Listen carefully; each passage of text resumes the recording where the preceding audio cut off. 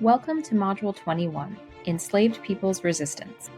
In this module, we will examine various ways, both overt and covert, that enslaved people pushed back against the overarching political, economic, and social system of plantation slavery.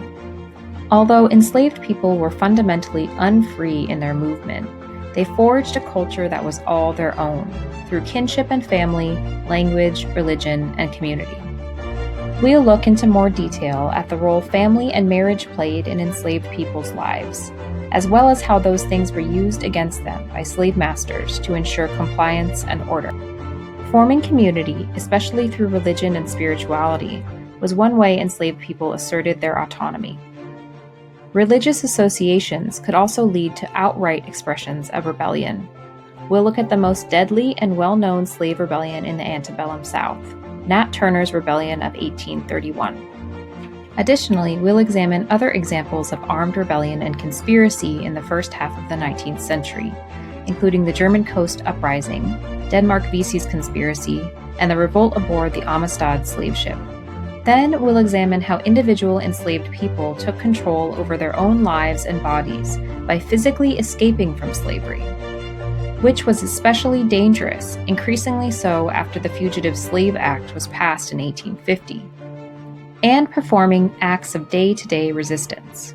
By doing their work poorly, breaking tools, stealing food or supplies, or damaging slaveholders' property, enslaved people slowed down the production of cotton, causing their owners to lose profits.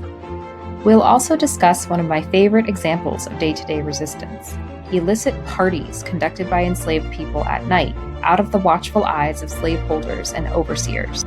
I'm interested in seeing what you all think about the methods enslaved people employed to assert bodily autonomy and resist daily exploitation. We'll end the module with an assessment of how slaveholders interpreted enslaved people's resistance, by examining 2 diagnoses put on Blacks who ran away or resisted.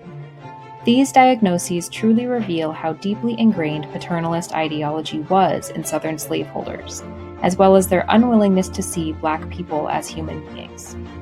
The required readings for this module allow us to see enslaved people's perspectives of resistance. We'll read about how Nat Turner explained his rebellion and Solomon Northrup's experiences in the slave market.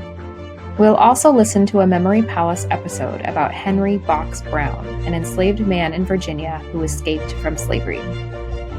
Submit your Slido polls within the module's discussion.